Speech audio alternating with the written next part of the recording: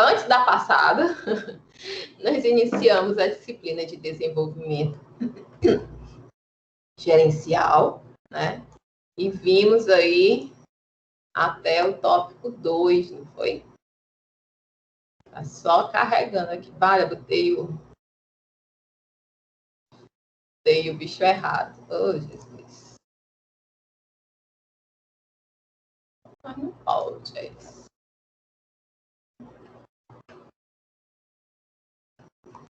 Eita, quintura!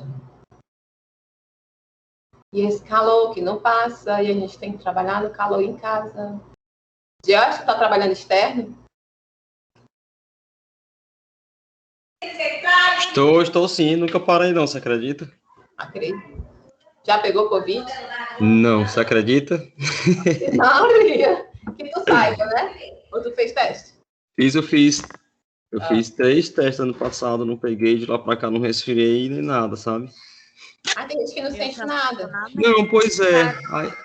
Aí eu tive contato com muita gente, assim, com Covid, mas graças a Deus, ninguém aqui em casa. Eu nem me astrevo, porque eu não tenho sorte para isso tudo. Se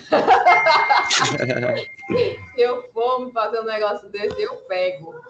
Não, no começo eu fiquei muito preocupado, sabe? E o que estava me deixando muito louco era assim, porque eu não podia parar, não tinha opção de parar. Uhum. E eu estava vendo muito noticiário, que me deixava, assim, muito preocupado. Eu entreguei nas mãos de Deus, para não vou mais jornalismo, acompanhar mais nada. Aí pronto, aí tomando os cuidados, né? Graças a Deus. Ignorância é uma bênção, né? Exatamente. Os olhos não veem, o coração não sente. Eu fiz mais ou menos por esse lado aí. Porque se você for inculcar isso ali, tudo que está acontecendo, você fica pirado, você pira. Não, eu não inculco, mas eu cuido bastante, principalmente não sair de casa, porque eu não confio no meu sistema imunológico para tudo isso. Uhum. Então, não é nem porque eu fico impressionada, é porque eu sei que é totalmente imprevisível. Ah, com certeza. Né? E aí eu não queria arriscar, não. Gente, então hoje nós vamos para o tópico 3 da unidade 1 e vamos tentar já terminar a unidade 2. Vai ficar faltando um pouquinho a coisa aí. Para a gente terminar esta que é a última disciplina do semestre, né? Para o pessoal que estava aí com dificuldade nas contas, né, Fernanda? Na disciplina de gestão e análise de custos, quando chegar a vez de vocês responderem questões de desenvolvimento gerencial, né, liderança vai ser mais tranquilo, né, não vai ter cálculo, vai ser algo mais intuitivo também, tá certo? Amém, eu tava precisando disso. Mas sempre há assim, né? Sempre há uma ali mais... Sempre, todo semestre tem uma que é mais penosa. E ali as outras vão equilibrando, faz parte da vida. Então, vamos iniciar aí com a tomada de decisão gerencial.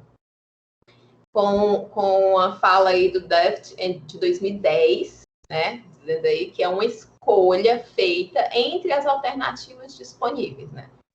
E que essa tomada de decisão, né, envolve aí todo o processo para identificar o problema, né?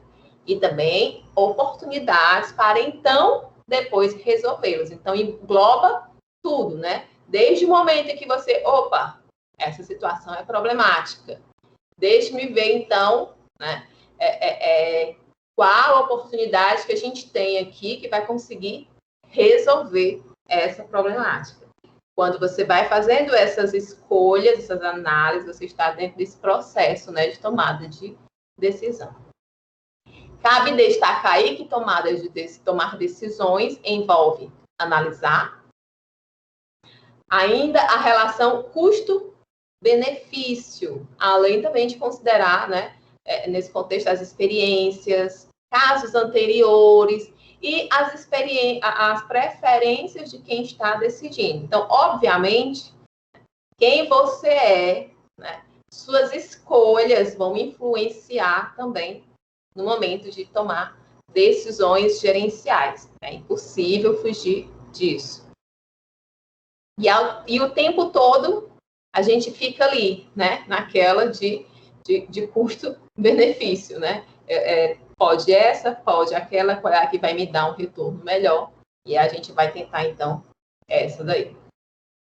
Em relação à decisão que se toma, é preciso entender aí que, geralmente, ela se aproxima de uma escolha mais plausível para determinado momento ou situação. Significa que não existe uma decisão ótima, mas sim uma mais adequada e que vai trazer aí menos risco, né? Uma que vai aí proporcionar um equilíbrio entre uma situação anterior e uma situação nova que se apresentou. Então, não vai ter essa decisão ótima. Tem horas, inclusive, né? Você tem que escolher a menos ruim. Na hora que as opções são tão restritas que você fica ali sem ter para onde ir, né? Vai ter que escolher a que traz menos risco mesmo, menos ruim. A Combe e Helborn, segundo eles, as decisões gerenciais elas vão se encaixar em duas categorias, criadas aí por Herbert Simon. A primeira categoria é a decisão programada.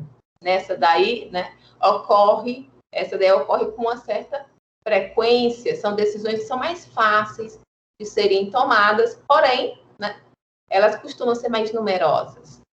Nesse caso aí, para facilitar o dia a dia dos gestores, as organizações acabam criando normas, políticas, diretrizes, né, procedimentos para quê? Para direcionar, então, a decisão que vai se tornar o quê? Programada. Então, como elas são rotineiras, né, e já se consegue prever o que vai acontecer e o que fazer, então, as instituições, as entidades, elas já se programam, né, organizam os procedimentos para esses momentos. Assim, todos ficam aí orientados sem problemas. E a segunda é a não programada, que são aí decisões novas e que o gerente ele não tem dados anteriores para se basear na situação extraordinária. E nesse sentido, então, vamos precisar aí de um tratamento especial, né? Envolve geralmente uma dose de incerteza e, em muitos casos, né, torna aí difícil estruturar esse processo de decisão. Você nunca deparou com uma situação dessa e você realmente não sabe como vai fazer, de que forma, o que será que vai, né, ocorrer aí de consequências depois dessa tomada de decisão. Então, você vai ter que analisar, né, muitas questões que possam estar envolvidas nesse momento. É muito importante a visão sistêmica, né? Primeiro, você conseguir enxergar o todo, né? A empresa funcionando num sistema de modo que uma ação de um setor não acontece isoladamente, né? Ela repercute em outros setores. E aí você tem que ter essa visão. Por isso que visão sistêmica é tão importante. E outra coisa também que é tão importante, tão solicitada dentre as habilidades, né? É a análise crítica. Você não toma decisão se você não consegue ter essa capacidade de analisar criticamente os fatos ali colocados. Sabe o que ajuda muito para desenvolver essa análise crítica, se vocês trabalharem bem? O paper, pesquisa. Porque você tem que ser detalhista, você tem que enxergar o todo da pesquisa, né? Você tem que buscar e escolher entre uma fonte e outra de informação. Vocês começam a ter acesso a informações, situações de um contexto que vocês não conheciam, e isso abre aí a mente, né? Hoje eu participei, né? Vou participar nos próximos 3 dias, né? Hoje, amanhã e depois. Um evento. Desculpa. Só bocejando hoje. Participei de um evento do CONIF, né? Que é o conselho aí. É o conselho dos reitores de todos os institutos federais do Brasil. Né? Diálogos CONIF Brasil-França.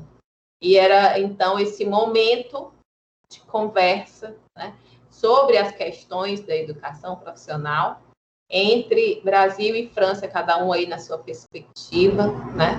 E a gente podendo analisar o que pode aprender e tudo mais. E aí, tinha um senhor lá falando, né, lá da França, Ainda bem que tem tradução simultânea, tá, gente? Não sou boa em francês, não. Mas é bonitinho eles falando. E ele falava exatamente sobre essa questão das competências. Porque uma das perguntas, né, colocadas foi, nós estamos, né, formando profissionais agora, mas nós nem sequer sabemos quais profissões estarão aí para o futuro, né, serão necessárias, porque já se estima que muitas profissões irão existir, né, algumas deixarão e muitas novas começarão a existir. Então, como preparar? Porque a pessoa que está se formando hoje no Instituto Federal, aí no ensino médio técnico, né? Com uma capacitação profissional junto ao médico, como é que a gente prepara ele para essas mudanças? Porque ele vai viver aí 10, 15, 20 anos. E aí, uma coisa que o francês lá falou, né? E aí eu gostei muito, porque é algo que eu sempre falo aqui, e eu escuto também muitas outras pessoas falarem, né? Pessoal da área, e foi muito bom ouvir alguém de fora falando isso. Ele falou, bom, a gente forma com as profissões que tem hoje, né, os cursos que a gente oferta hoje, mas, essencialmente, nós precisamos formar as competências desses alunos. Nós precisamos, né, trabalhar essas habilidades deles, porque serão essas habilidades que não deixarão de existir. Vão ser necessárias e vão ajudá-los no momento em que surgir uma nova profissão e ele tiver, né, que se preparar, né? Ele já tem aí a questão da inovação, a questão da análise. Então, galera, não se faz nada nesse mundo sem tomada de decisão. Para tomar decisão boa, tem que ver além do seu umbigo, tá? Além da pontinha do nariz aqui da gente. Nesse caso aí, viu, George? Não pode fechar os olhos. Não é bom. Vai levar uma tomada de decisão, não, que pode trazer aí algum prejuízo, tá? Então, ele complementa aí que é necessário que os gestores, eles direcionem um tempo maior para essas decisões que não são programadas, porque essa análise aí, ela vai ser mais demorada, ela vai requerer aí mais tempo para você estudar, analisar, né? Quem nunca passou por isso, né? Eu estou passando por isso agora direto. Chega alguém para mim, Marcela, como é que eu faço isso? Eu digo, não sei, mas eu já descobri, peraí. Aí vamos lá, e vamos ver como a gente vai saber, e fala com um, e lê um manual aqui, outro acolá, e assim a gente vai conseguindo se familiarizar para tomar essas decisões automáticas. Ainda temos as decisões estratégicas. Essas aí envolvem a definição precisa, bem como também alguma mudança no direcionamento. Essas decisões estratégicas vão ter impacto aí a longo prazo e elas envolvem uma maior dificuldade para serem desfeitas. Por quê? Porque na maioria das vezes elas dependem aí de grandes investimentos ou até mesmo de mudança na cultura da organização. Então, nem sempre vai ser algo fácil, né? Então, não confundir aí tomada de decisão com decisões estratégicas. Conceitos aqui, né? Esse Google fica só ouvindo minhas conversas. As decisões ocorrem em níveis diferentes da organização. Vocês já devem ter ouvido falar dos níveis aí estratégico, tático e operacional, né? Todo mundo sempre está falando sobre isso. Então, as decisões, elas vão ocorrer em níveis diferentes, né? Complexidades diferentes. No nível estratégico, as decisões, elas são direcionadas para os objetivos de longo prazo da organização. Geralmente, quem vai tomar essas decisões aí são quem está lá no alto, né, escalão aí dessa empresa, que vão ter o poder de mudar os rumos, né? Vão definir objetivos a longo prazo. No tático, nós teremos aí decisões que são tomadas para atender aos objetivos que foram propostos lá no nível estratégico. Então, o nível estratégico vai lá e planeja, toma suas decisões, a gente vai ter que, até 2023, sei lá, trabalhar todo mundo em home office. Ok, todo mundo com condições de trabalhar em home office, com ergonomia, internet, tá. Como é que nós vamos fazer isso? Aí manda para o tático. Então, bota lá para o pessoal da TI, para desenvolver sistemas, manda lá para o pessoal das compras, para adquirir o material ergonômico aí, para poder entregar para eles. Manda também para o setor de gestão de pessoas, para ver as implicações que podem acontecer. E aí, o nível tático, né, vai começar a desenvolver atividades para conseguir alcançar esses objetivos. Até que chega no nível operacional, que são as tomadas aí, são as decisões tomadas pelos supervisores das organizações que se reportam aos gerentes. Então, imagine que os gerentes estão no nível tático e os supervisores, então, está no nível operacional, é que vai botar a mão na massa, né? Com o passar do tempo, foram surgindo aí modelos de decisão diferentes, buscando atender às necessidades específicas de um ambiente que muda constantemente. O primeiro é o modelo clássico. Ele é baseado em pressupostos econômicos. Então, o tomador de decisão, ele seleciona aí a alternativa que vai maximizar o retorno econômico. É considerado normativo porque define como o tomador de decisão ele vai agir. E esse modelo, ele fornece diretrizes para que os gerentes, eles tomem decisão e eles não se preocupem em mostrar, né, como o processo realmente acontece. Então, ele vai precisar ficar se explicando. Tem ainda o modelo administrativo, né, que descreve aí como os gerentes realmente tomam as decisões de situações difíceis, que são as chamadas aí decisões não programadas. Devido que a gente já viu, né, que acontece ali mais pontualmente. Então, esse modelo administrativo, ele vai contemplar um conceito de racionalidade limitada. Significa aí que as pessoas, elas têm limites sobre o racional e se debruça, né, na incapacidade de ser racional todo o tempo e em qualquer decisão. Não dá para ser. O modelo administrativo, ele é considerado, então, descritivo, porque ele vai aí buscar entender e descrever como realmente essas decisões ocorrem em situações complexas e reconhece também essas limitações humanas e ambientais que envolvem todo esse processo de tomada de decisão. Então, ele vai descrever, ele vai analisar, né, identificar e descrever. O modelo político também é mais utilizado aqui para decisões não programadas, né, em condições aí de incertezas.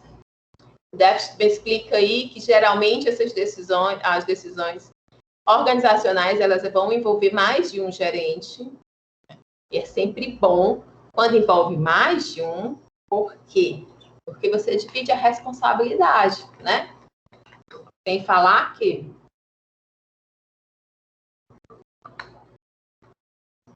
os dois aprendem juntos, né? Evoluem aí juntos. Então, geralmente é por mais de um gerente e eles vão buscar aí uma coalizão para tomar uma decisão complexa.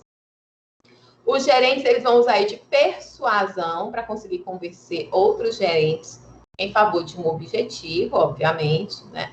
E o objetivo aí é envolver o máximo possível esses gestores nessa determinada situação para que haja o compromisso deles com o resultado final. Então, busca-se aí que eles fiquem totalmente envolvidos com a questão e achem aí a melhor solução. 2 cabeças, ou 3, ou 4, pensam melhor do que uma, né? Risco e incerteza na tomada de decisão. Risco e incerteza são elementos que estão associados à tomada de decisão e também ao empreendedorismo, né? Nós vimos lá na disciplina de empreendedorismo que uma das características é exatamente essa, né? Do empreendedor é buscar sonhos, não desistir dos sonhos e, para isso, assumir riscos, né? Então, risco e incerteza estão aí associados à tomada de decisão. Alguns estudos sobre racionalidade do comportamento tem levado aí a várias preocupações em relação à capacidade de investidores de identificar estratégias de longo prazo. Fato aí que está associado ao futuro ser desconhecido e ter elevadas doses também de incerteza e de risco, né? Nós agora estamos num momento de muita incerteza, não estamos? Tomar decisões nesse momento é difícil, não é? Muito mais do que em outros, porque os riscos, as incertezas e os riscos são maiores. Olá, dona Roberta, que prazer tê-la aqui.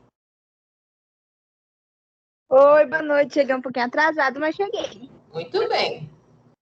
Gostei de ver. E a gente começou faz pouco tempo. Ainda segundo as autoras, risco e incerteza podem influenciar os mercados, porque aí são construtos que se relacionam a essa ação dessas pessoas. Então, quanto maiores forem as incertezas, maiores também serão os receios de você entrar no mercado.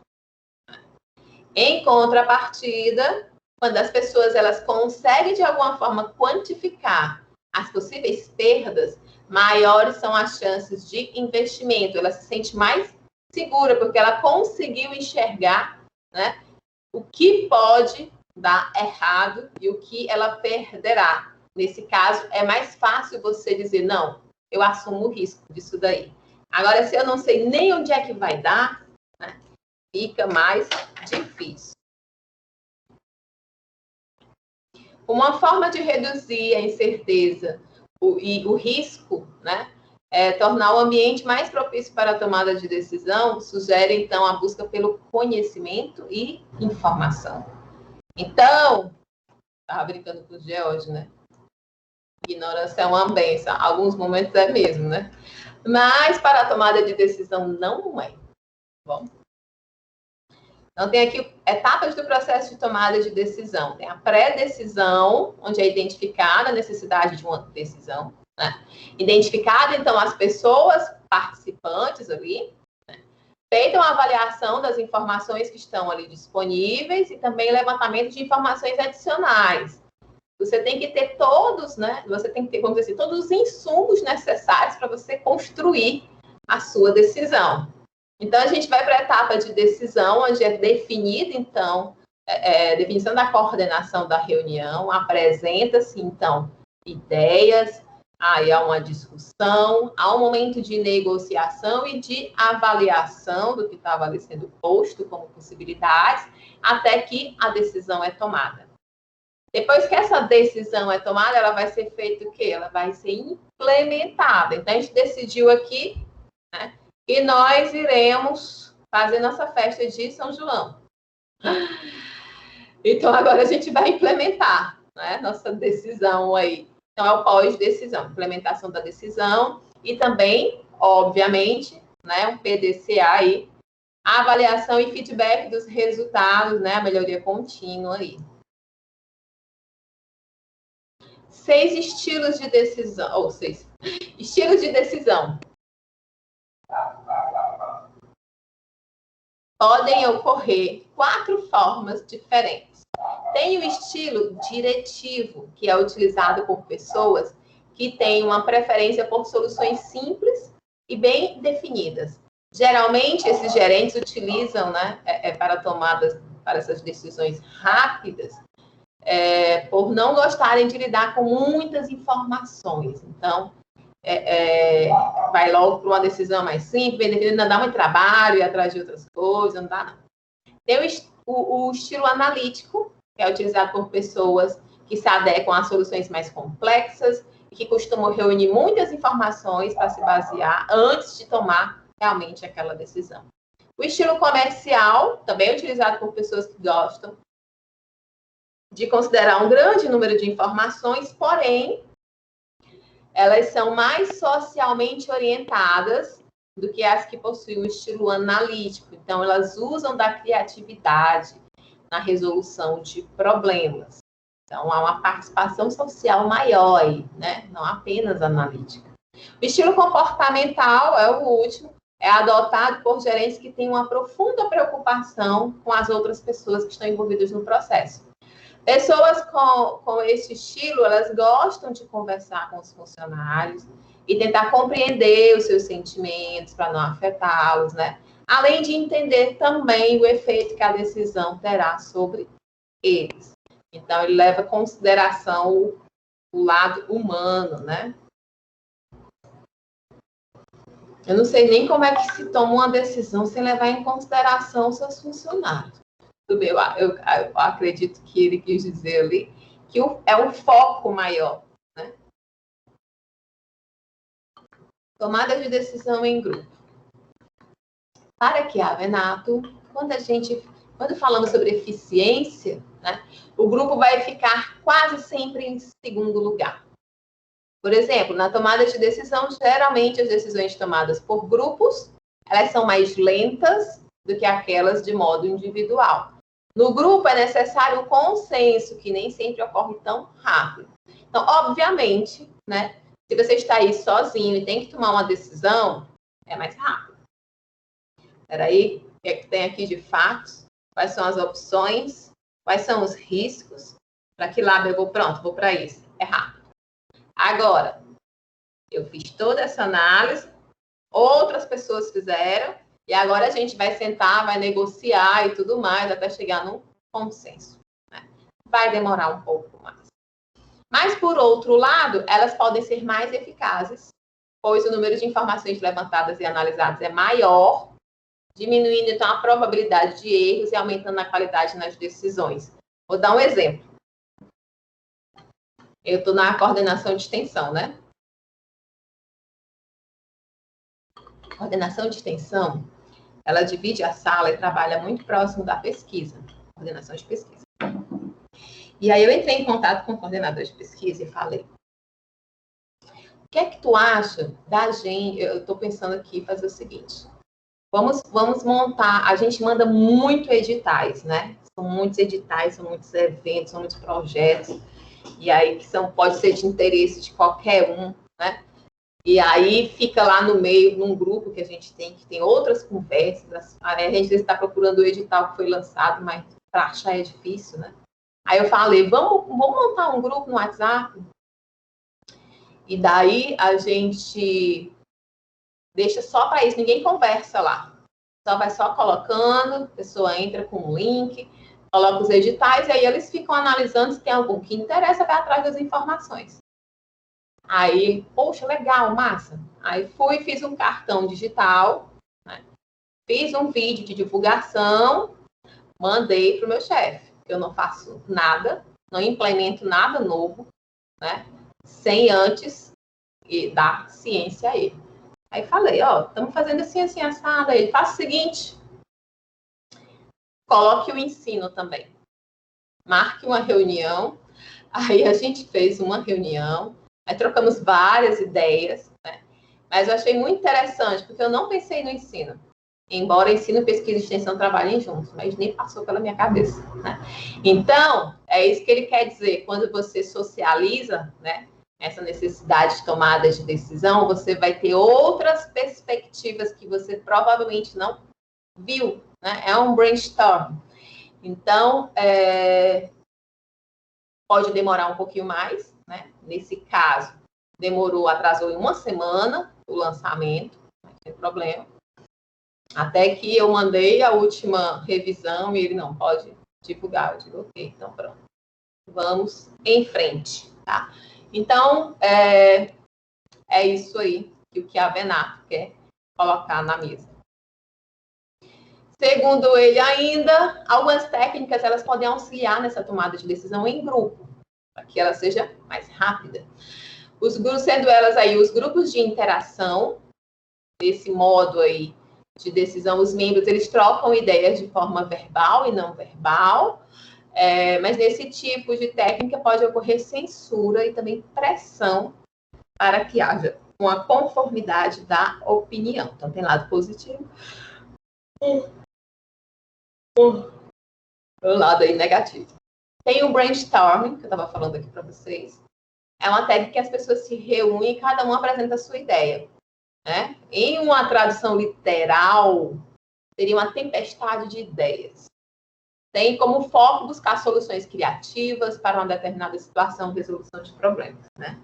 É muito, muito eficiente, muito eficaz o brainstorm. Muito bom. A técnica nominal de grupo. Então, os membros, então, se reúnem como se fosse uma reunião tradicional e cada um age de modo individual e após, né, os membros, então, discutem essas possíveis aí soluções. A reunião eletrônica.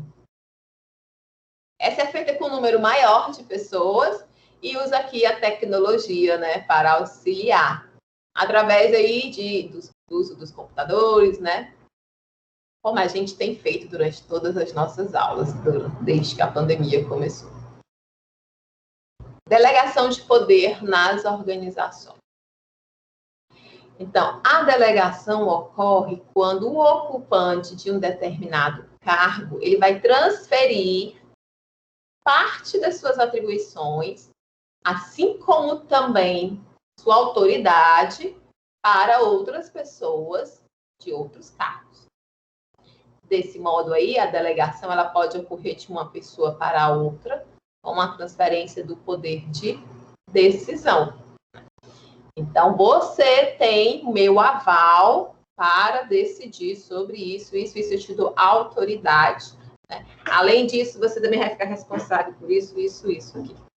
As pessoas que recebem a ordem, elas passam a executar uma tarefa específica e quanto mais tarefas são transferidas, mais autonomia essa pessoa passa a ter. A gente analisar as estruturas dos institutos, né? Nós temos o reitor.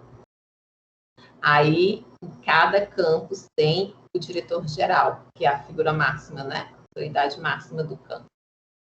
O reitor, ele faz uma portaria delegando poderes, né? Atribuições, autoridade ao diretor, dizendo que a partir daquele momento ele vai poder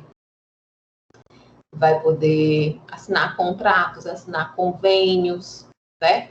Abrir processos administrativos. Então, ele está fazendo essa delegação de poder. E assim ocorre também em outras entidades, né? Públicas ou privadas. Quando existe a delegação de tarefas, os gestores passam, então, a focar mais nas questões estratégicas e a tomada de decisão. Além disso, a delegação ela pode também contribuir para o trabalho em equipe. Uma vez que as pessoas se juntam aí para resolver um problema, elas vão conseguir obter soluções mais criativas. Vantagens da descentralização e desvantagens da centralização.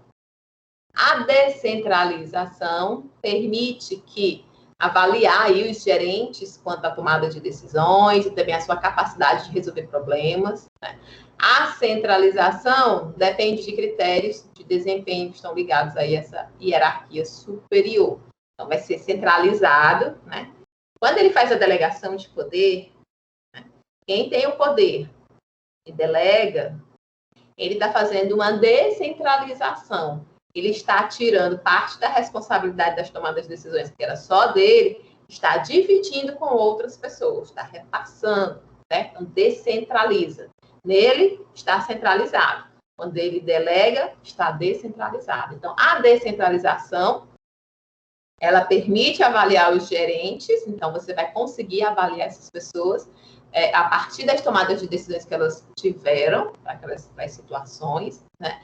E a centralização depende de critérios aí ligados à hierarquia superior. A descentralização, ela vai trazer um clima de competição positivo, devido à busca por resultados, né? Na centralização, como a organização busca um padrão de comportamento, acaba impedindo essa questão da competição. Numa realidade de descentralização, você acaba gerando mais criatividade e inovação.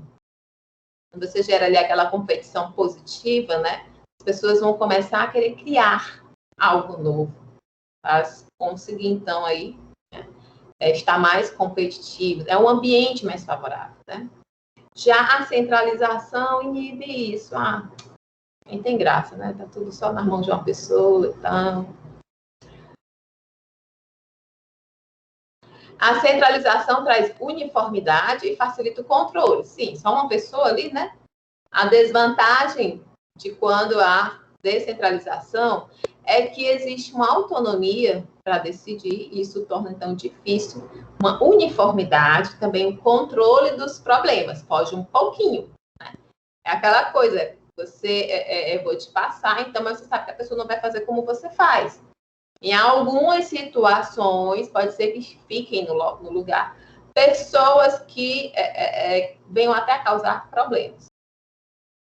A organização que é centralizada, ela reduz o retrabalho, né? Porque se a pessoa já sabe como fazer e as decisões, tudo mais está nela, né? Ela vai fazer certo na primeira vez. E já na descentralizada, existe aí a diminuição da vantagem da especialização, porque as pessoas buscam ser autossuficientes. Na literatura existem aí pelo menos 5 fontes de poder que vão determinar ou então explicar por que uma pessoa ela exerce poder sobre outra. Os principais tipos são poder coercitivo. Esse poder ele tem como base o temor, a coerção, né? Pois o liderado sabe que se ele não atender às exigências do líder, ele vai sofrer algum tipo de punição. É o medo, né, agindo. Há o poder de recompensa, onde o liderado sabe que se executar aquela tarefa, né, e atingir o objetivo, ele pode obter alguma recompensa. Poder legitimado, esse poder aí é devido ao cargo, ou então à posição hierárquica que a pessoa ocupa, e que esse cargo, então, lhe confere um determinado poder. Poder de competência é baseado na especialidade, no talento, na competência, na experiência, né, ou até mesmo no conhecimento técnico que a pessoa tem. E o poder de transferência. Esse daí vai ser baseado na atuação e no apelo. Ocorre quando o líder ele é admirado por alguns traços de personalidade que ele tem, e isso passa a ser, então, um referencial para quem? Para os liderados, né? É popularmente conhecido como carisma, poder aí de transferência. Vocês têm qual poder aí, gente? O trabalho de vocês?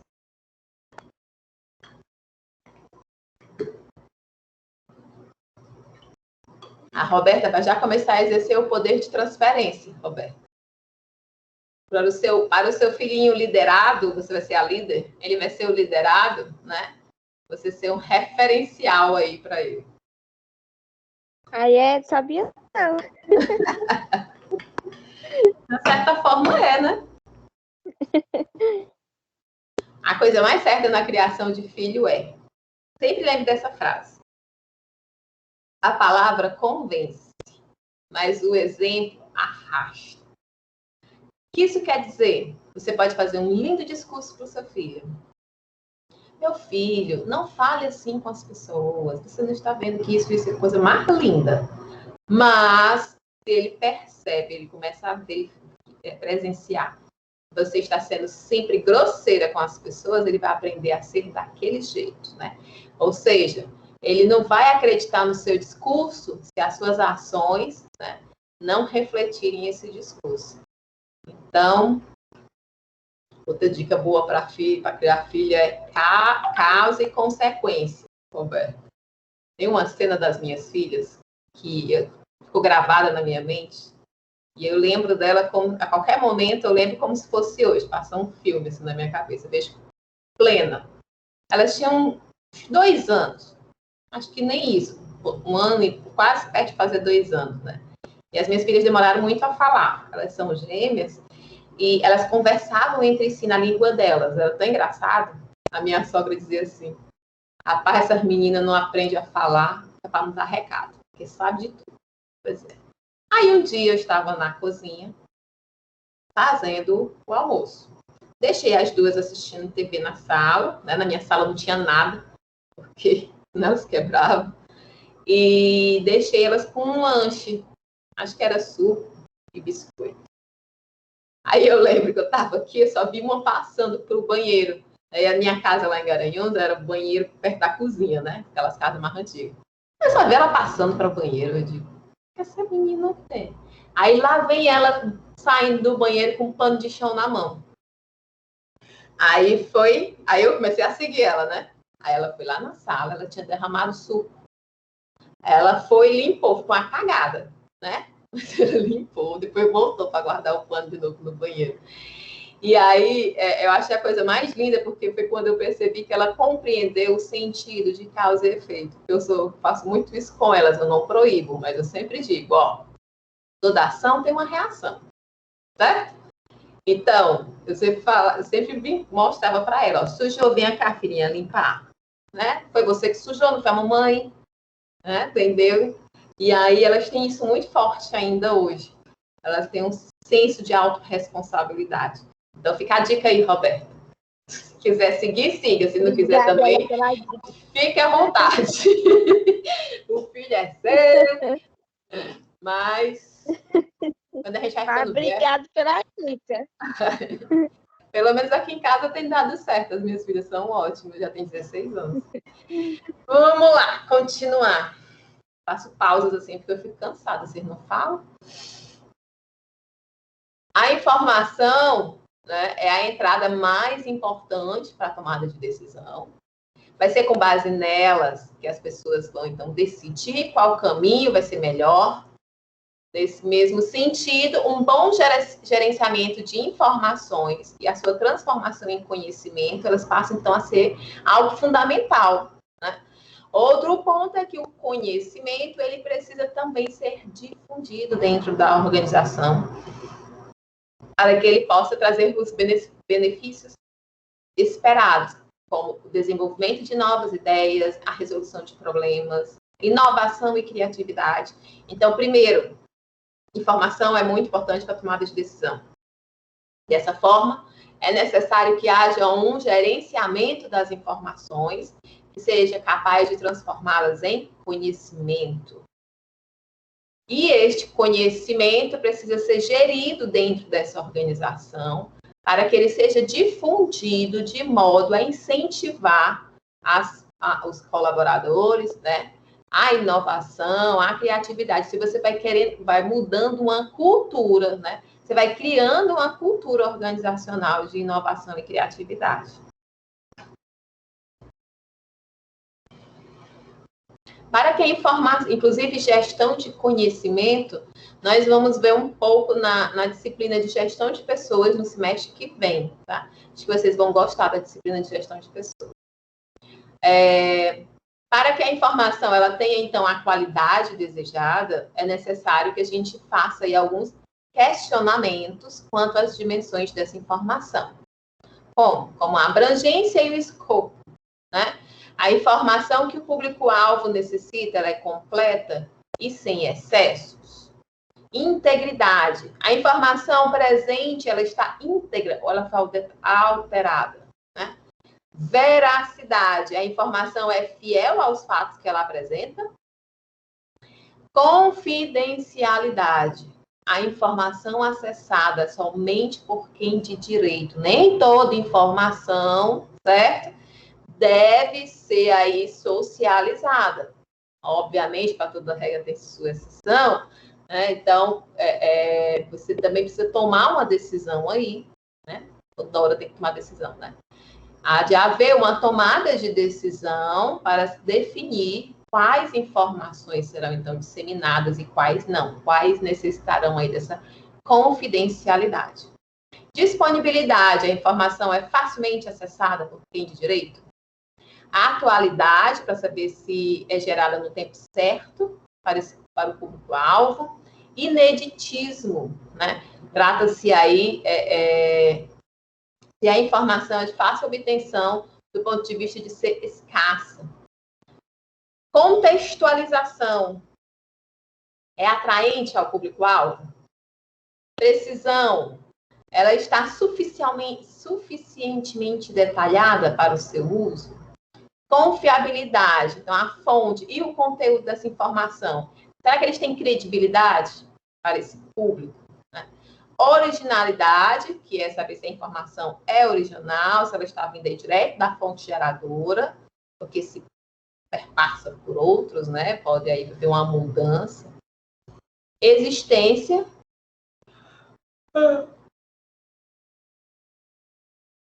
Na qual o local em que a informação está disponível. Se é físico, se é virtual, né? Agregação de valor é o quanto essa informação vai ser importante para esse público, o que ele vai gerar de diferencial para eles ter acesso a essa informação. Identidade, a informação ela é representativa e fiel ao conteúdo. E a audiência, a informação está sendo ali acessada pelo público-alvo, está tendo audiência e tudo mais. Então, Pereira e Fonseca afirmam que os sistemas de informação, eles são mecanismos que apoiam a gestão, né? Desenvolvidos aí com base na tecnologia de informação e com o suporte da informática, para atuar como condutor dessas informações, buscando facilitar, agilizar e também otimizar o processo decisório nas organizações. Então, aí, essa questão dos sistemas de informação. Então, nós temos uma organização, seu sistema de informação, onde há entrada de dados, certo? Barra aí, dados que serão transformados em informações, seu processamento e, então, a saída, né, dessa informação. Para serem efetivos, esses sistemas de informação, eles precisam corresponder às seguintes expectativas. Eles precisam atender às reais necessidades dos seus usuários, senão ninguém nem usa, né? Estar centrados no usuário e não no profissional que criou. Então, quem desenvolve isso daí tem que pensar nas necessidades de quem vai utilizar e não na perspectiva dele, né? Atender ao usuário com presteza, apresentar custos compatíveis, adaptar-se constantemente às novas tecnologias de informação e também estar alinhado com as estratégias de negócio dessa empresa. O sistema de informação gerencial, ele dá suporte, então, às funções de planejamento, controle e organização de uma empresa. Eles fornecem informações seguras e em tempo hábil para você conseguir tomar a sua decisão. Maravilhoso isso, né? Queria um sistema desse para mim.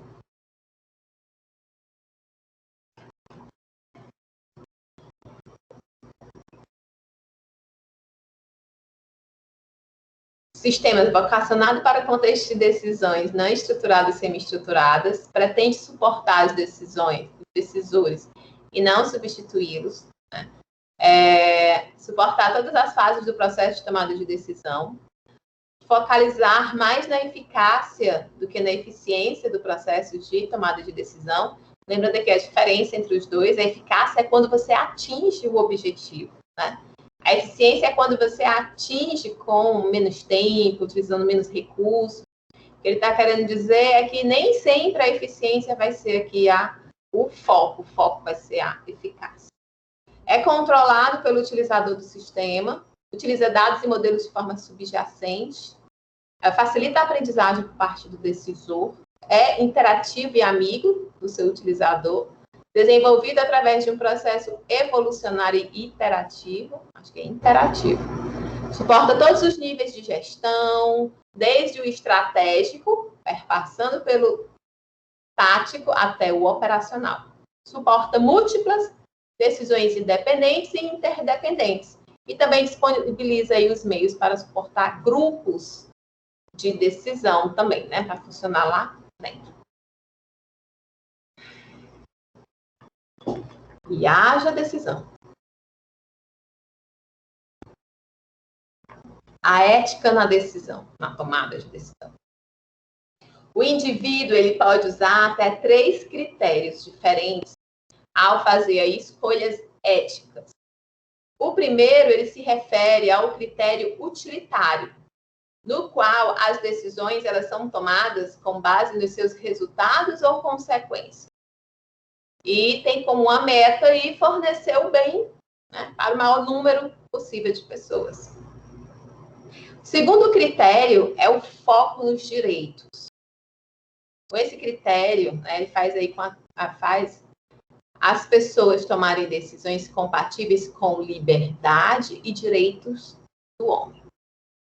E, por fim, né, o critério é de focar na justiça, que faz com que as pessoas tendam aí a tomar decisões para o que é justo e imparcial, buscando, então, a distribuição equivalente dos benefícios. Então, a gente vai ter esse critério utilitário, que foca, então, nos resultados e consequências, pensando no bem-estar, né, do maior número possível de pessoas, não quer dizer que sejam de todas.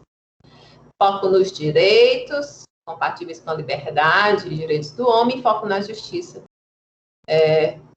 pensando aí no que é justo e imparcial. E assim terminamos tópico 3, unidade 1. Passamos para a unidade 2, né, como prometido.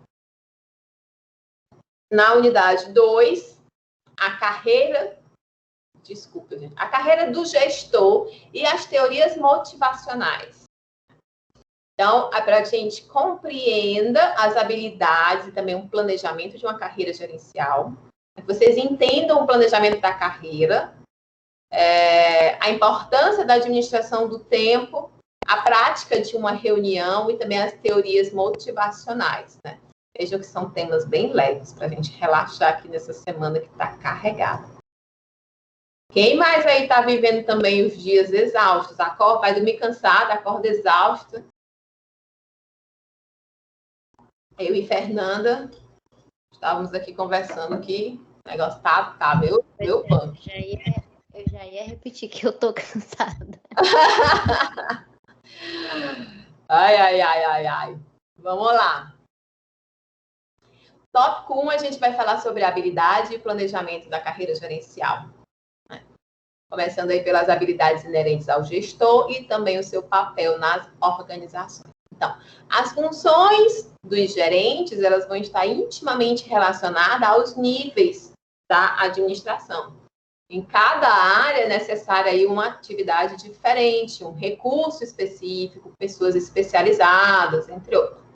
E para que isso ocorra, então, de forma adequada, cabe aí ao gestor ele desenvolver certas habilidades para que ele, então, esteja aí alinhado às suas funções, que vai desempenhar aí, né, em cada atividade, né? Precisa desenvolver as suas habilidades, que serão requeridas aí.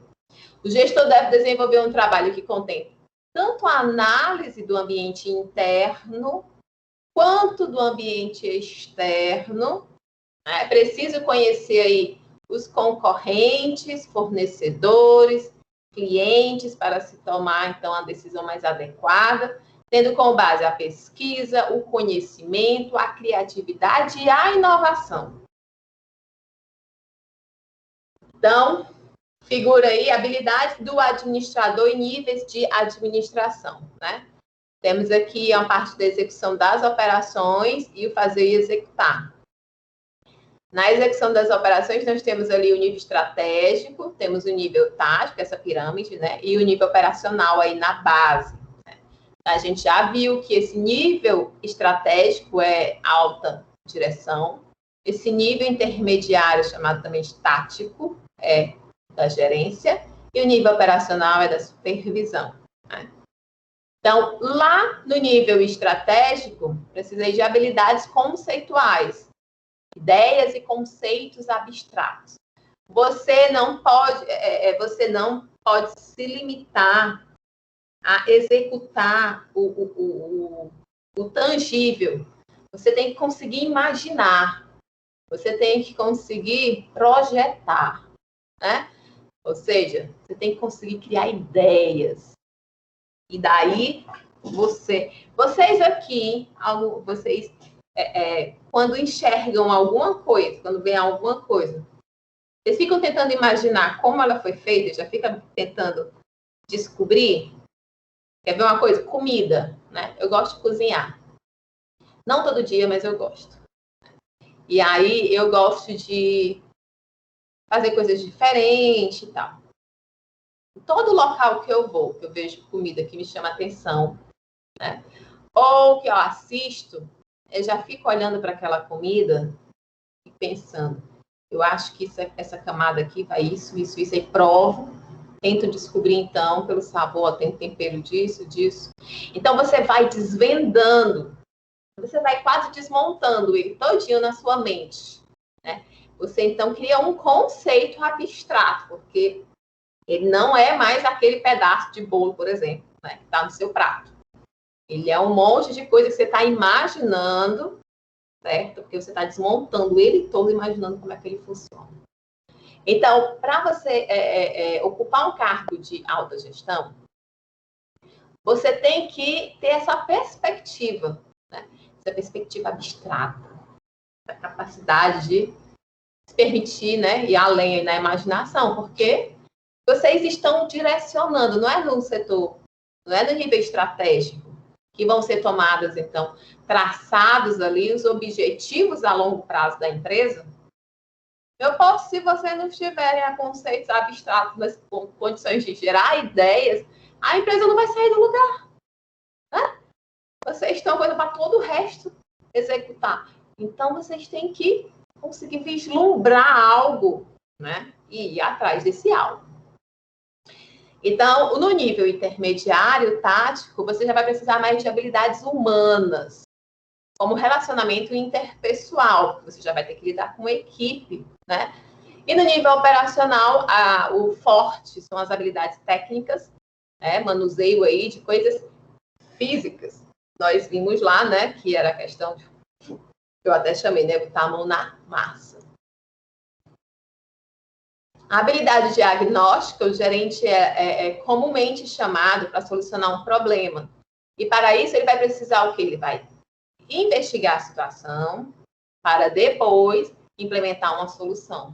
Essa habilidade exige outras habilidades complementares, que são o quê? As habilidades técnicas, as habilidades humanas, as habilidades conceituais e também políticas.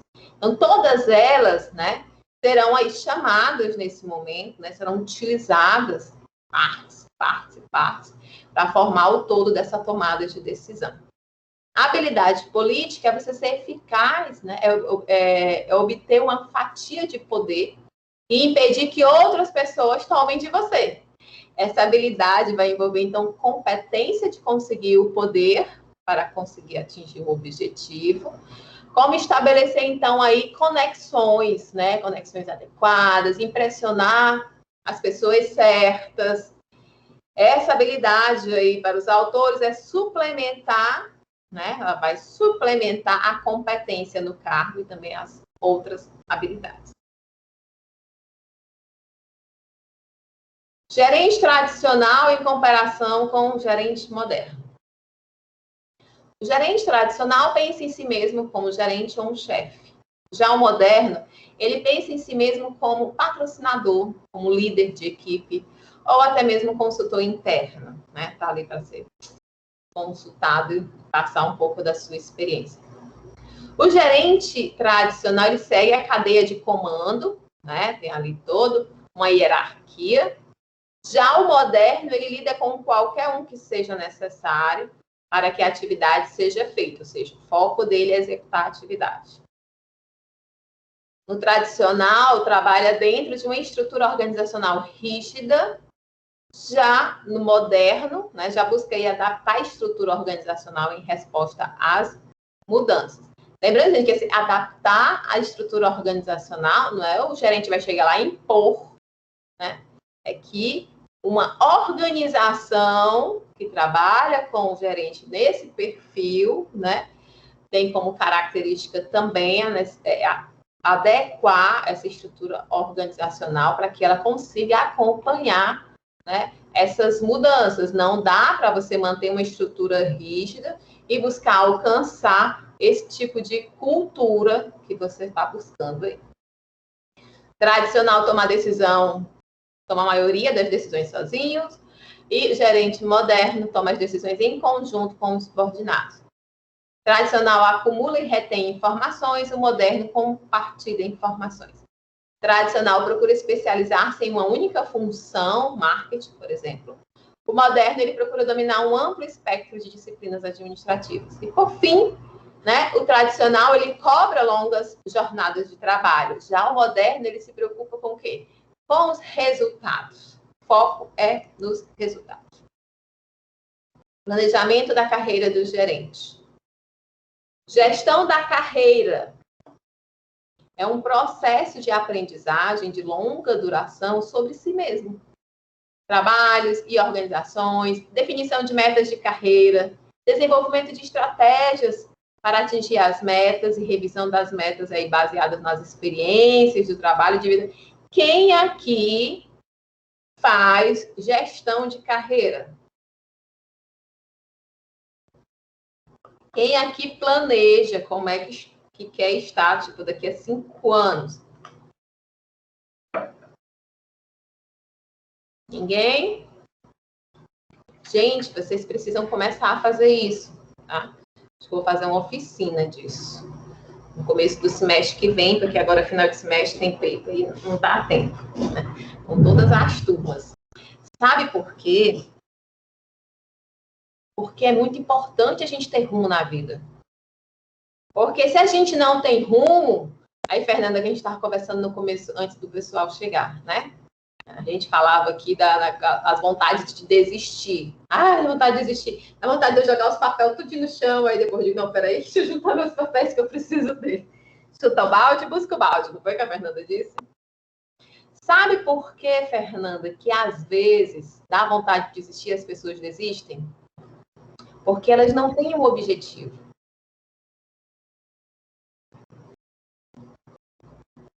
Sem objetivo, meu povo, vocês estão aí como... Eu ia usar um tempo que meu marido usa, que era do quartel, mas não vou botar aqui, não. Mas vocês estão aí como um barco, né? Sem motor, sem vela, sem aquele negócio, como é que chama? Remo, né? Só esperando, então, o vento dar, a onda. Aí vou seguir por aqui, eu não estou gostando mais. Então, o que ajuda muito nessa questão da vontade de desistir é saber para onde quer ir. E aí eu vou falar de mim. Eu até 2019, mais ou menos, eu estava nessa mesma situação. Estava indo, estava buscando, estava querendo evoluir e tal. Mas eu não tinha algo claro, né? Eu não tinha, assim, algo, eu quero aquilo. E aí eu vou buscar. Pronto, não tinha. Mas aí eu descobri o que eu queria. E eu tracei. Eu digo, vou precisar fazer isso, isso e isso. E aí, quando eu estou lá, deitadinha, cansada, e penso, eu tenho um monte de coisa para estudar, mas eu vou dormir. Aí eu lembro do que eu quero. Eu quero aquilo. E depois eu lembro que eu só venço amanhã, se eu não desistir, hoje. Aí eu venho, nem que seja só um pouquinho, mas eu vou estudar. Vamos lá. Só para não perder o ritmo, né? E aí eu levanto, mas é incrível, gente, como isso melhora. É incrível. Pelo menos, obviamente, né? Não é fazer e deixar lá escondido, perdido. Você tem que lembrar. Eu acordo pela manhã e lembro qual é o meu objetivo. Quais são os meus objetivos? A médio e longo prazo. Então, isso. Então, deixa eu levantar quando eu estou querendo tomar uma decisão errada. Peraí, tem um objetivo. Tá? Então, é isso que ele está querendo dizer aqui. Você precisa fazer uma gestão de carreira. Ninguém vai chegar aí numa organização e já vai chegar lá em cima. Né? Então, há de se buscar mecanismos, né? Traçar objetivos que vão ajudar vocês a melhorar, a evoluir nessa carreira. Para que vocês não terminem esse curso, né, e fiquem estagnados depois. Que isso seja um degrau, que vai ter outro depois, né? E que no meio disso tudo você vai aproveitando as oportunidades que forem surgindo, ou fazendo surgir, tá? Então, ao nos prepararmos aí para entrar no mercado de trabalho, deveríamos também aí planejar a nossa carreira. Onde eu quero chegar? O que eu quero estar fazendo daqui a 10 anos? Eu não consigo projetar tão longe, não. Daqui a 10 anos eu vou ter quase 50. Meu Deus!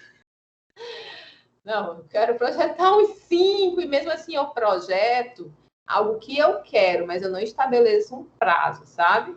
Eu só quero fazer logo os passos que eu planejei. Quais são as minhas habilidades? O que eu gosto de fazer? O que é que o mercado está buscando em termos de competências? Olha aí. Competências. Que era o que a gente estava falando no começo da aula. Eu estava falando, né? Vocês estão só ouvindo aí quietinho. Então, people, deixe esse slide aí. Tirem um print. Coloque na tela de bloqueio do celular de vocês e lembrem disso. Lembre aí de fazer a gestão de carreira e faça também gestão pessoal, né? De todos. Você tem objetivos financeiros, você tem objetivos acadêmicos, você tem objetivos de carreira, né? E por aí vai. As empresas hoje, elas estão mais enxutas e o mercado, ele exige pessoas criativas, experiências diferenciadas e cada vez mais pessoas que são polivalentes, com a capacidade de visão holística da organização. Essa visão holística, né? Essa visão do todo. Não enxergue só o seu quadrado. Alguém que consiga chegar lá e enxergar o todo. Polivalente tem várias capacidades, né? Consegue atuar aí. Então, com a mudança no mundo dos negócios, mudou também o perfil gerencial exigido pelas empresas. Então, a capacidade dos recursos humanos será cada vez mais um diferencial para essas empresas. E os funcionários, cada vez mais, serão um ativo muito importante para essas organizações. Então, os gerentes, eles devem ter as seguintes características no seu perfil. Facilidade de comunicação, nível de escolaridade e cultura geral mais elevado. Cultura geral é ler, meu povo. Vamos ler. Vamos ler para o paper. Vamos baixar um livrozinho. Tem um livro na internet bons para ler, né? Ou então, quem puder comprar, compre, pegue emprestado, vai na biblioteca, não sei. Mas vamos abrir essas mentes. É incrível a capacidade da leitura tem de transformar sua mente. Conhecimento técnico e experiência, espírito de liderança e também habilidade para você trabalhar em equipe, não sei. Timidez aqui, gente, tem muita vez não, certo? Pode até ser tímido no sentido de não querer estar, de repente, falando em público, mas no lidar diretamente com as pessoas, né? Tem que fluir, tanto de trabalhar em equipe, quanto de liderar, de ter ideias, de não ter vergonha de colocar suas ideias na mesa, de lutar por elas, de defendê-las. Racionalização dos procedimentos e das informações, conhecimento de informática e de língua estrangeira. Eu tenho um primo que está morando em Portugal. Portugal fala o quê? Português, não é? Ele já está lá faz uns 4 anos. Aí logo que ele chegou lá, ele foi com visto de estudante.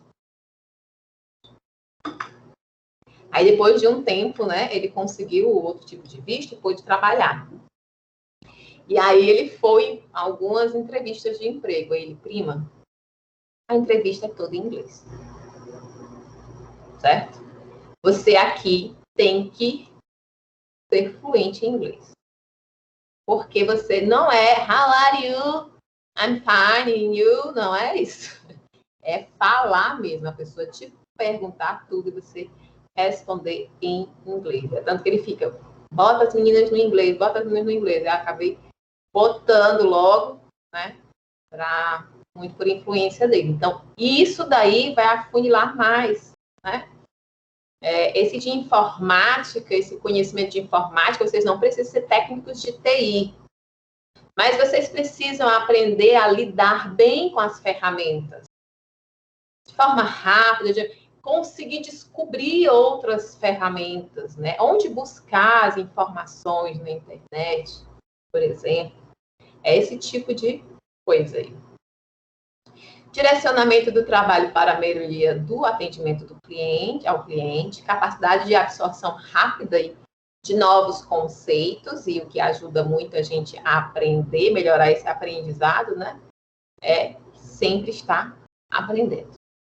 Visão estratégica e logística dos negócios. E também a capacidade de planejar em curto e longo prazo. Aí você já pode ir treinando com o planejamento de vocês. Além desses importantes pontos, a gente destaca ainda, né, mais 5 aspectos importantes para esse perfil, que é a capacidade de trabalhar sob pressão. Gente, mas a gente é PhD nisso, né? Afinal de contas, nós somos brasileiros. Poxa, só que brasileiro faz é sofrer pressão, meu irmão. Gestão eficiente e foco aí nos resultados. A facilidade de buscar soluções, de resolver problemas, isso aqui é um ponto importante. E a visão sistêmica, né, que eu já tinha falado para vocês. Capacidade de traduzir as incertezas do mercado e minimizar os seus efeitos nessas organizações. Devem dispor ainda de liderança, autoobjetividade, que é você conseguir avaliar a si mesmo realisticamente, ou seja, não seja aquela pessoa, aquele funcionário, tá? Que todo mundo está lhe dizendo que você é isso, isso, isso. As pessoas estão se afastando de você e você tá todo mundo errado, quem tá certo sou eu. Né? Por favor, não seja essa pessoa. Analise, né? Desenvolva aí o autoconhecimento. Saiba o que você tem de positivo em você e o que você tem aí de comportamento que precisa de alguns ajustes. Né? Não tenha vergonha por ter isso. Todo mundo tem. Faz parte. É importante é a gente admitir para a gente mesmo. Essa é a parte mais difícil. É nós admitirmos para nós mesmos que nós não somos perfeitos. Porque, sim, a nossa mente, o nosso ego, né? Ele fica toda hora dizendo que nós somos perfeitos, mas nós não somos. Né? Assim, não, eu sou muito melhor do que fulano. Ah, mas é porque eu sou muito, muito maravilhosa. Não, isso não existe. E é tão libertador quando você tem esse autoconhecimento, porque isso não mais vai te controlar.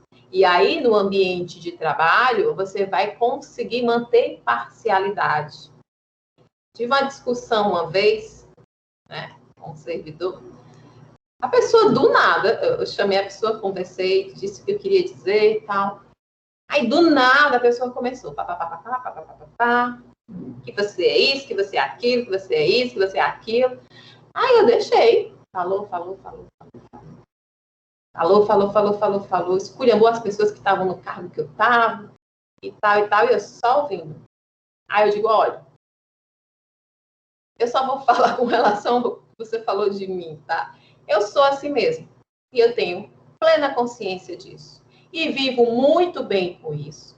E sei perfeitamente que eu controlo o suficiente para não atrapalhar o meu trabalho. Pronto. Levei. Segui a vida como se nada tivesse acontecido. Agora imagine se eu fosse nessa situação ali, ó. Como é? Autoobjetividade, né? Se eu não tivesse essa autoobjetividade. Eu ia começar uma briga com a outra pessoa. Ia ser uma discussão que podia acabar numa coisa pior, né? No fim das contas, eu ia ficar com a minha imagem manchada. Poxa, mas conta de uma besteira dessa? Então, porque tem gente que se ofende mesmo, né? Essa questão do comportamento. Então, é algo importante, né? Até se vocês tiverem alguém na equipe com quem vocês trabalhem, né? Vá conversando com ela, tenha paciência. Porque não é fácil a gente admitir, né, que nós temos defeitos que não são poucos. Pensamento analítico. Você conseguir interpretar e explicar padrões de informações. Gente, eu falo muito da minha vida. Não é só por um único motivo, tá? Eu não gosto de fazer fofoca. Então, os únicos exemplos de quem eu posso falar são os meus. Só posso falar da minha vida. Então, é por isso que eu trago muitos exemplos daqui da minha vida. E eu fico impressionada de como eu já vivi situações problemáticas, né? Para ter aqui para falar para vocês. Eu nem gostaria de ter que falar, mas tenho, né? Fazer o quê? Flexibilidade comportamental, que é uma capacidade de você modificar o comportamento pessoal, porque você está, então, atrás de alcançar esse objetivo. Comunicação oral, que é você expressar suas ideias claramente, né? Em apresentações orais, você conseguir se comunicar oralmente, de forma aí concisa. Comunicação escrita, é a capacidade de você expressar claramente as suas ideias por escrito. Impacto, olha aí o paper ajudando você, né? Impacto pessoal, que é a capacidade de você criar uma boa impressão e também de você inspirar confiança. Aquela história lá que eu falei, né? Se eu tivesse tido comportamento, não tinha gerado essa boa impressão e não inspiraria confiança. E fica marcado. E resistência ao estresse. Gente, isso daí é difícil, né? Capacidade de atuar sob condições de estresse. É até meio cruel. O que é que pode ajudar nisso? Você desenvolver mecanismos, né, de identificar os seus gatilhos. Eu identifiquei que eu estou adoecendo, né? Então, sintomas aqui por conta do estresse que eu estou sofrendo no trabalho. Como eu faço, então, para isso não acontecer, eu já agi preventivamente, né? Tentar quando estiver em casa, ficar em casa, sair no momento que não estiver em pandemia e tal, né? Fazer uma meditação antes de dormir. O pessoal pensa que é frescura, mas ajuda que só, tá bom? E aí você fica só ali paradinho, só ouvindo, você não precisa fazer nada, só o que ela fala ali, às vezes ela fala assim, contrair o corpo, você contrai, pronto, depois você está dormindo que nem percebe. Tá? Tolerância com a incerteza é a sua capacidade, então, de atuar em situações ambíguas. Administração do tempo. Então, encerramos aqui desenvolvimento de carreira, tá? Vamos aí para o tempo. O tempo tem 5 características únicas. A oferta ela é totalmente inelástica. Por maior que seja a sua demanda, a oferta ela nunca aumenta. Eu queria que meu dia tivesse 48 horas. Ele é totalmente insubstituível. O momento que passou, se foi para sempre, nunca mais volta. Ele é totalmente perecível, ou seja, você não pode armazenar, não dá, né? Não há preço para ele. E você não pode alugá-lo, nem comprá-lo. E ele sempre está, então, em escassez de oferta, ou seja, você sempre precisa de mais e não tem à disposição. Então, essas são características importantes para que a gente aprecie, né, melhor o tempo. Você já parou para pensar sobre o quanto você gasta em cada atividade que faz dentro da empresa, do seu trabalho? Provavelmente você irá se surpreender quando fizer isso. Isso porque pequenas atividades, né, que nos cercam acabam nos tomando um tempo que muitas vezes a gente não dá conta. Não damos conta ali, né? Ele coloca aqui, ó, registre nessa tabela o tempo que você gasta em cada uma das atividades em uma semana normal de trabalho. O objetivo aqui é que você conheça um pouco do que você faz. O que é que está levando mais tempo, as atividades que precisam de menos tempo, certo? É algo interessante. Às vezes a gente diz que está sem tempo, mas a gente perde tempo em atividades bobas. A gente fica muito tempo e não está gerando um resultado bom para você. Por exemplo, ficar em redes sociais, né? Aí a gente, não, vou ficar aqui só 10 minutos. Vale, meu Deus, 40 minutos já se passaram. Então você perdeu ali, ó, 30 minutos que você podia estar fazendo outra coisa ou apenas descansando a mente. Um modo de melhorar o seu gerenciamento do tempo é através da tecnologia. Montana e Charnoff apontam aqui algumas dicas, então, para vocês administrarem esse tempo. Faça um planejamento para o dia. Estabeleça prazos. Se não forem cumpridos, você saberá que o seu tempo está sendo perdido. Se possível, reserve um tempo por dia para pensar e criar. É muito legal isso. Normalmente, as primeiras horas do dia vão ser as melhores. Quando você acorda, fica esperando a alma voltar para o corpo, né? Preguiça, tentando abrir o olho não quer abrir, né? Para ali depois um pouquinho e fica, então, pensando em alguma situação e imaginando, né? Para ver se vem aí alguma ideia. Concentre-se em fazer uma coisa de cada vez. Eu sou hiperativa, tem dia que eu estou trabalhando aqui, eu trabalho com 2 telas. Aí eu abro aqui um processo. Aí eu começo a digitar, e daqui a pouco eu estava percebendo isso essa semana em mim. Daqui a pouco eu estou no e-mail, eu digo, meu Deus, mas eu nem terminei o processo, pelo amor de Deus. Agora eu estou focando, tentando focar, estou obrigando a minha mente a parar numa coisa. Aí eu vou só no processo. Aí eu fico ouvindo o WhatsApp só, aí eu digo, não vou olhar, vou terminar o processo. Certo? Porque nossa mente, ela não tem essa capacidade de fazer várias coisas ao mesmo tempo. Ela acaba fazendo tudo mal feito. Então, faz uma coisa de cada vez, se concentra, faz rápido, faz bem feito e pronto.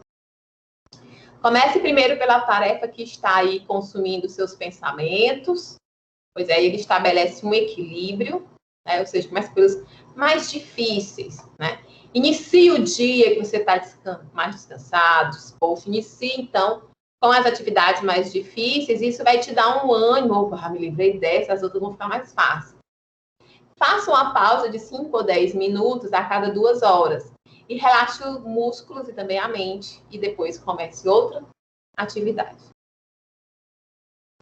Existem 3 maneiras de você utilizar o tempo de forma mais vantajosa, que são produção, administração e delegação. No caso da produção, é preciso separar aí o essencial do que não é essencial. Então, é preciso ter a capacidade de saber iniciar um projeto e terminá-lo. Então, você precisa ser persistente e ter sempre a capacidade de despender esforços para realizar essas tarefas. Outro ponto importante é você aí tentar desenvolver a capacidade de trabalhar em locais diferentes. Né? Precisa ser flexível e se adaptar, então, a novos ambientes. Então, está ligado à questão da produção. Segunda área importante é a administração, que vai se encarregar, então, da parte de implementar o trabalho. Então, pense aí em cada atividade, enumere da mais importante à menos importante e dedique, então, mais tempo às mais importantes. Dessa forma, a preocupação ela vai estar centrada em conseguir desenvolver por completo a tarefa. Então, organiza elas ali, foca em cada uma por vez, e consiga aí finalizar a sua tarefa. E a terceira é a delegação das atividades. Dificilmente você vai conseguir fazer tudo sozinho. Geralmente as pessoas, quando são incitadas, elas desenvolvem a criatividade. Também elas aproveitam a oportunidade que lhe foi oferecida. Então, delegue um pouco. Né? É preciso aí conhecer a sua equipe, saber quem tem o perfil para cada coisa, quem vai receber cada responsabilidade.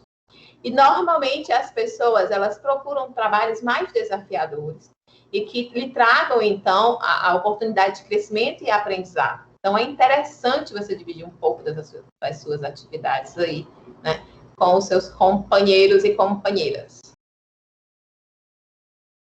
Falamos do tempo. Eu gostei daquela parte das características do tempo.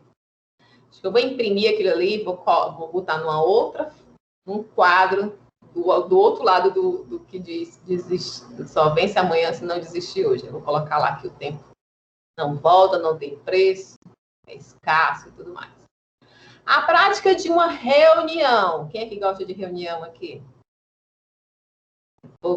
Olha, todo dia eu tenho reunião. Cara, hoje eu perdi uma reunião porque era concomitante com outra. Eu nem me toquei. Meu Deus, perdi a reunião.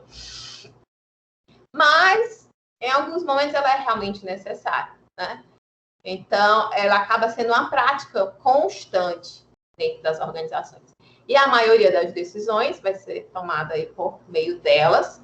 E uma das atividades da gerência é, então, planejar e conduzir essas reuniões para que sejam tomadas, então, as decisões aí do melhor modo.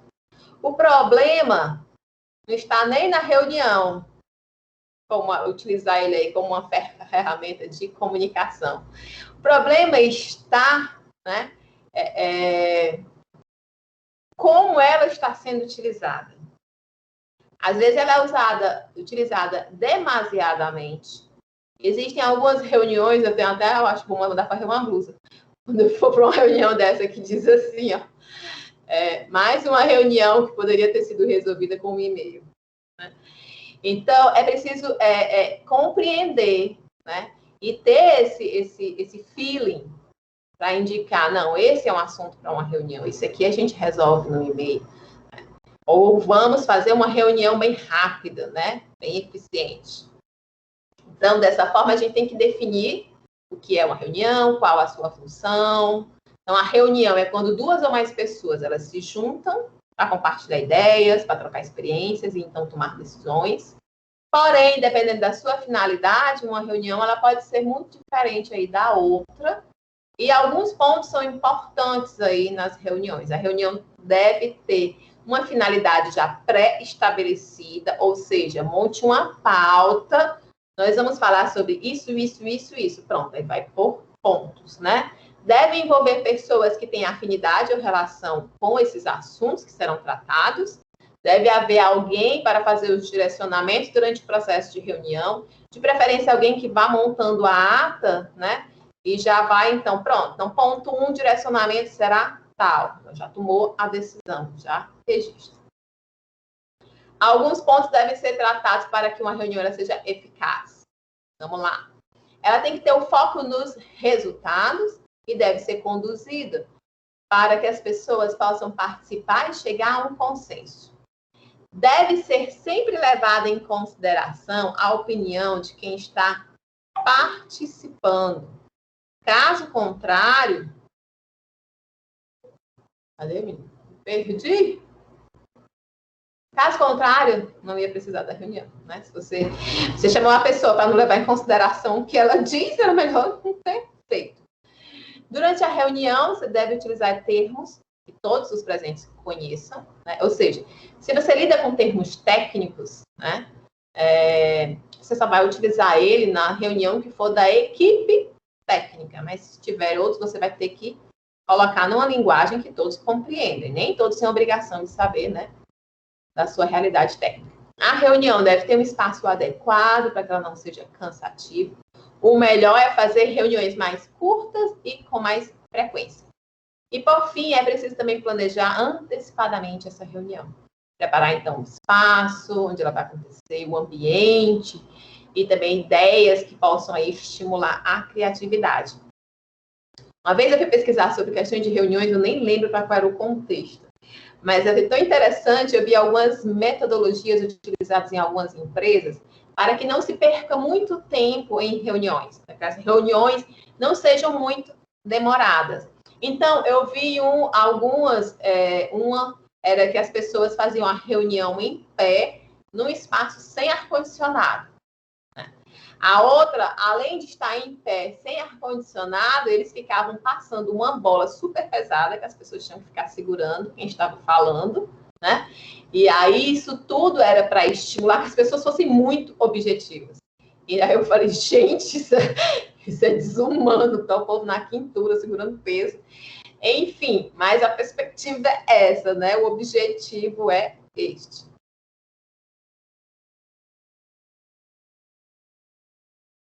Alguns fatores que podem prejudicar os resultados das reuniões.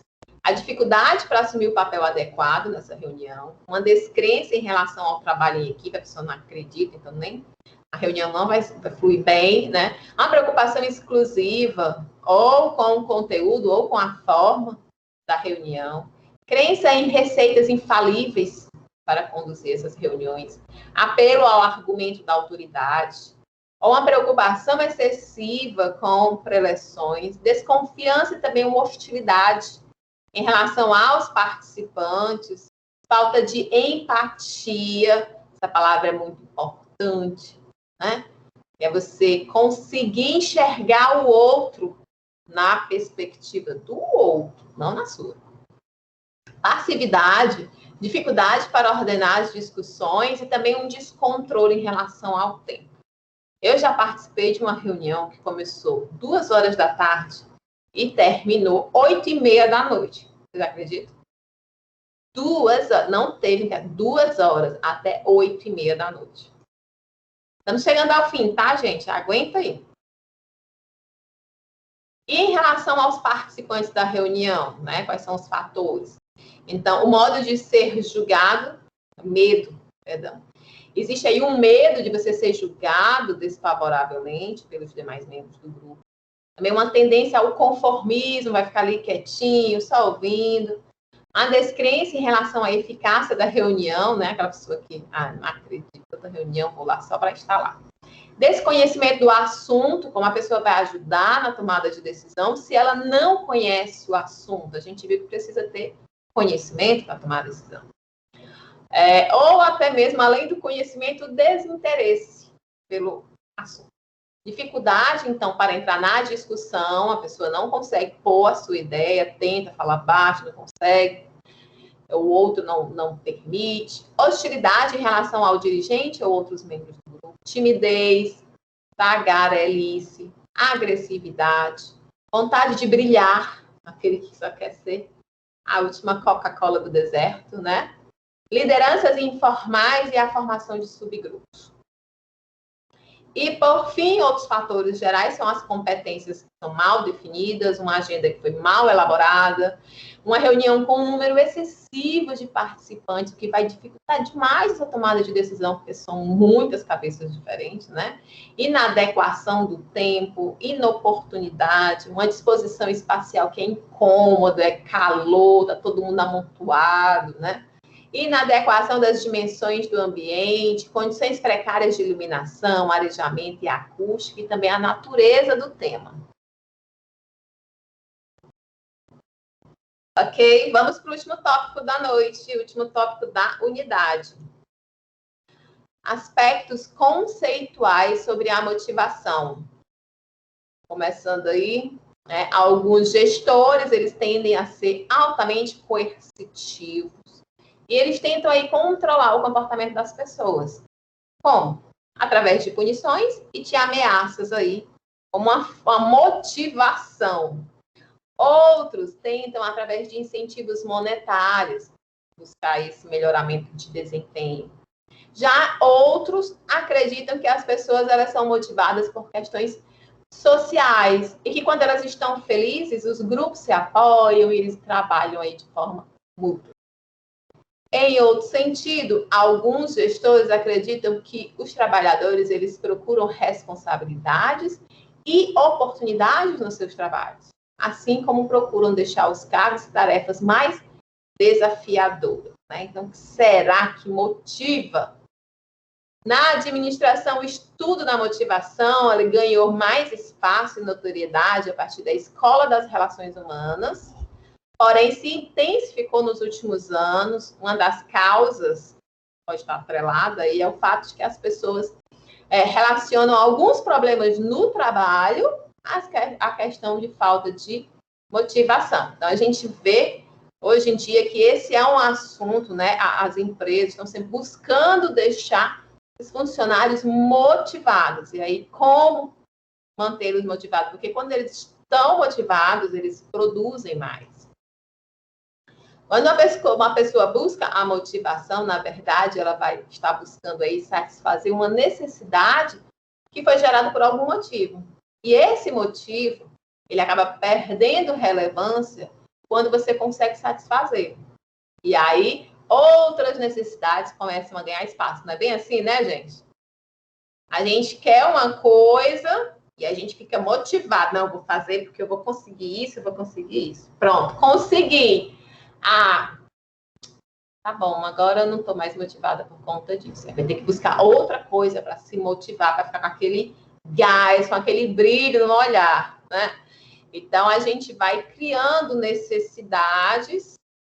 É tão interessante que, às vezes, a gente consegue o que tanto quis, e foi tão difícil conseguir, que, com o tempo, aquilo se normaliza, se naturaliza na sua mente, que você nem lembra que um dia quis muito aquilo, né? Aí tem aquela frasinha que rola muito na internet. Eu me lembro do dia que orei pelas coisas, pelo que tenho hoje. Algo assim. Para fazer aí uma lembrança mental de que o que você tem são, sim, conquistas. Então, quando o resultado para a satisfação ele não é positivo, ele acaba levando as pessoas à frustração. E por isso elas vão tender aí a desenvolver comportamentos irracionais. O Gil vai nomear esses comportamentos como agressão, ou seja, a pessoa se torna hostil. Gente, isso acontece no ambiente de trabalho. Isso acontece no de vocês. No meu, já vi acontecer bastante, né? Então, a agressão, a pessoa acaba se tornando aí hostil contra a pessoa, ou o objetivo que ele entende, e essa pessoa está entendendo que é a causa da sua frustração, então ele bota toda a sua raiva para lá, né? Deslocamento, que é geralmente as pessoas elas não conseguem atacar diretamente a causa da sua frustração. Então, elas acabam direcionando a sua agressividade para outros alvos. Por exemplo, devido a problemas no trabalho, podem levar a agressividade para dentro da sua casa e acabar prejudicando a sua convivência familiar, né? Está muito estressado por conta do trabalho, chega em casa e desconta nos filhos e tudo mais. Racionalização, que é quando a pessoa, então, ela não consegue atingir o seu objetivo, então ela pode buscar desculpas para explicar o seu insucesso, né? Ela vai, não, mas eu não consegui, mas era por causa da pandemia, tal, certo? Regressão, quando as pessoas, então, elas não conseguem atingir algo, elas acabam aí tendendo a fugir de tentativas construtivas para solucionar os seus problemas e regridem aí a um comportamento infantil. Fernanda, aquela frustração que tu falou que estava sentindo, né? Que eu não estou conseguindo, dá vontade de desistir. Parece a gente quando é criança. Não quero mais. Pronto. Então, isso é um comportamento... Esses dias até viralizou um vídeo que umas 3 pessoas me mandaram, que era um netinho tentando colocar meia no pé. Aí ele não conseguia, ele jogava a meia eu todinho. Pronto. Então, o que você está sentindo é uma frustração, né? Por não estar conseguindo e você está respondendo de uma certa forma. Então, gente, isso tudo aqui não adianta dizer, não faço. Faz sim. Todos nós somos humanos, temos o comportamento que é inerente, né? Reações. Alguns, né, mais leve, outros mais intensos, mas aqui e acolá a gente faz sim, ou já fez no passado, ou vai fazer no futuro, né? Fixação, que vai ocorrer então quando a pessoa, mesmo não alcançando os seus resultados, ela continua aí a ter o mesmo comportamento que se mostrou ali improdutivo, né? Até meio irracional, como você busca atingir resultados diferentes fazendo a mesma coisa, né?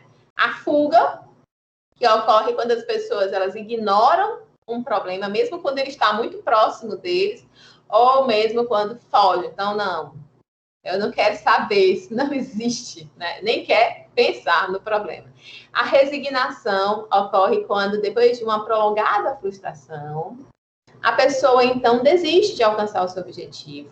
Ou porque ela não deseja mais, ou porque o ambiente não lhe oferece chance de melhoria. Então, vamos trabalhar para não chegar na resignação. E aqui, obviamente, né, falando de motivação, temos que falar aí da hierarquia das necessidades de Maslow, que ele vai, lembra que eu estava falando ali que a motivação é quando você sente uma necessidade por algo e depois que é satisfeita aquela necessidade, então geralmente o ser humano vai criando outras. Pois bem, o Maslow criou essa pirâmide onde ele aí classificou, né, colocou em uma ordem, uma hierarquia, as nossas necessidades. A base dessa pirâmide são as nossas necessidades fisiológicas. Respirar, comer, beber água, sexo, sono, homeostase, excreção, ou seja, o que faz você funcionar como ser humano. Então, se você não... A base é você satisfazer essas necessidades. Veja como você não consegue Imagine você, eu quero ver você escrever um paper. Se você estiver sem oxigênio. Se você estiver sem oxigênio, você vai pensar o quê? Você vai pensar em oxigênio para poder respirar. Se você estiver faminta, você vai conseguir parar para pensar assim: eu quero, vou fazer, eu faminta não é o que a gente sente, não. O povo sente fome mesmo, né, gente? Tá? Né? Fome entre uma refeição e outra, não, né? Realmente não ter o que comer. Então, essas são as necessidades básicas. Uma vez que a gente satisfaz essas necessidades, a gente busca outras. Então, em seguida, vem a segurança, que a gente procura satisfazer, que é a segurança do corpo, do emprego, de recursos de moralidade, a segurança da família, da saúde, que é o que nós estamos vivendo agora, né? Então, a necessidade básica aí, né? A segunda no degrau aí dessa pirâmide que a gente está passando. Em seguida, a gente tem amor e relacionamento.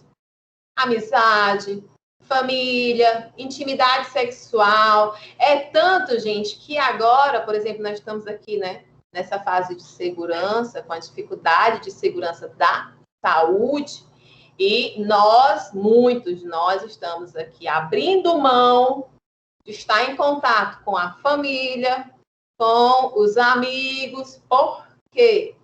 Porque temos que antes satisfazer aquela necessidade primária ali por saúde. Quando a gente for vacinado, aí a gente vai novamente, pronto, aí eu preenchi ali a minha segurança, eu vou poder pensar, né, em preencher amor e relacionamento. Veja como funciona, né? Em seguida vem a estima, onde a gente vai ter aí a questão da autoestima, a confiança, a conquista, respeito dos outros e aos outros, né? E, por fim, a realização pessoal.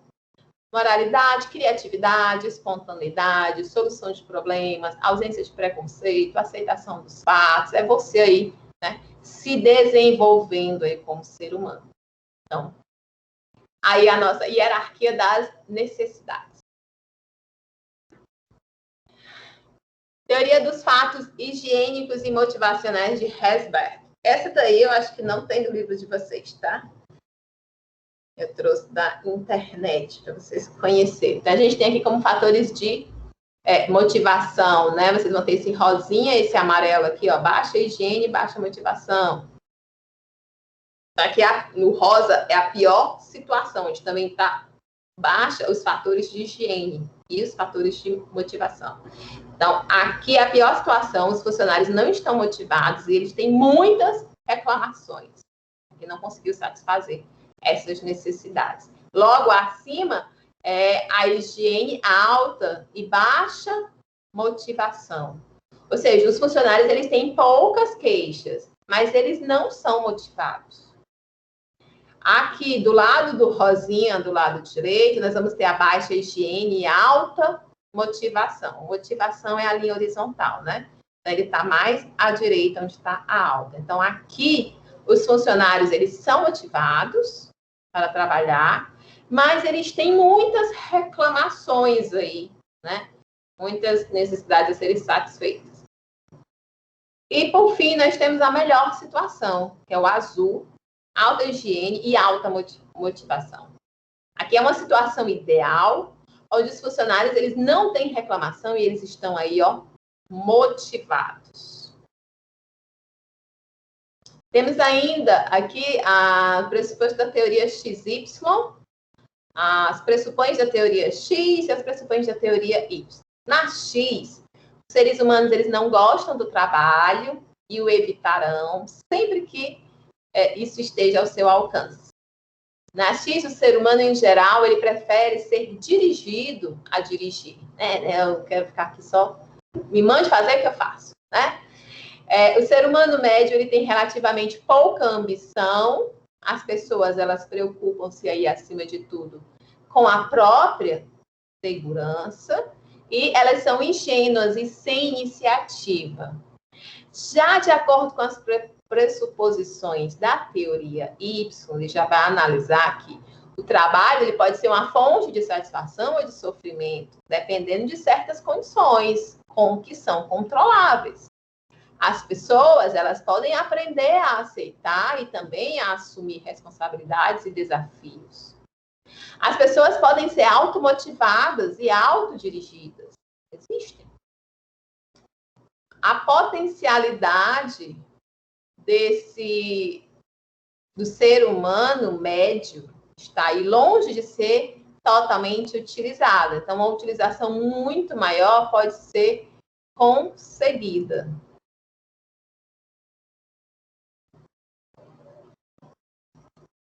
Teoria dos motivos humanos de Mackland. A teoria considera aí 3 motivações e como estas elas afetam o comportamento das pessoas no ambiente de trabalho. Quais são? A gente tem a necessidade de realização, então elas vão reagir melhor, né? Num ambiente em que seja possível ela atingir sucesso por meio do seu esforço próprio. Então, e esse espaço aí, esse ambiente, ele vai ser mais propício para os empreendedores, né, que vão buscar aí crescer. A necessidade de poder. Aqui é um ambiente mais adequado para gestores que se motivam através do poder. Tem gente que gosta de ter poder, né? E avançam aí mais na hierarquia. Quanto mais poder tem em uma organização.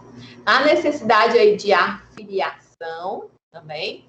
Já a necessidade de afiliação, ela é considerada aí como um fator negativo do desempenho gerencial, porque nesse caso, o gestor ele vai ter uma tendência de ficar preocupado com os indivíduos, o que pode acabar interferindo na objetividade e também na racionalidade.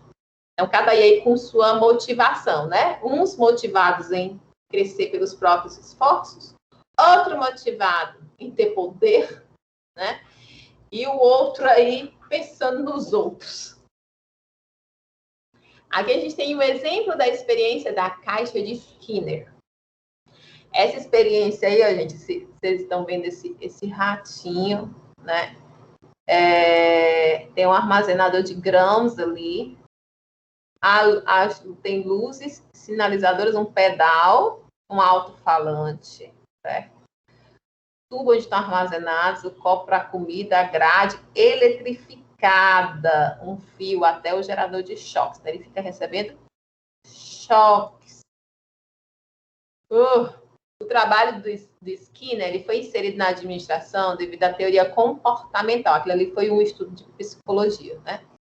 Devido, então, à teoria comportamental e à teoria da modificação do comportamento organizacional, que vai admitir que o comportamento ocorra primeiramente de modo aleatório. Os reforços são aplicados e o comportamento é aprendido à medida que são somadas as recompensas ou as punições. Essas recompensas ou punições, elas vão ser aplicadas na medida em que o comportamento vai ser desejável ou indesejável ali pelos indivíduos. A questão lá era o choque, né? Para o autor, as condições para os reforços são: a gente tem um reforço positivo e a gente tem um reforço negativo. No reforço positivo, nós temos um conjunto de circunstâncias existentes, ou seja, um determinado comportamento, né? Uma eventual consequência então positiva, que acaba o quê? Aumentando a frequência desse comportamento. No reforço negativo, nós temos um conjunto de circunstâncias existentes, um determinado comportamento. Agora, nós temos uma eventual eliminação ou afastamento de uma consequência desagradável. Quando isso acontece, então, há um aumento na frequência do comportamento. Então, busca-se aí eliminar aquilo que não agrada do comportamento. Temos a extinção e a punição. Na extinção, né, nós temos novamente certas circunstâncias, um determinado comportamento, e a eventual consequência positiva é retirada, né? Com a diminuição aí da frequência do comportamento. Na punição, a gente vai ter aí eventuais consequências negativas e uma diminuição da frequência do comportamento com essa punição. E acabamos. finalizamos por hoje.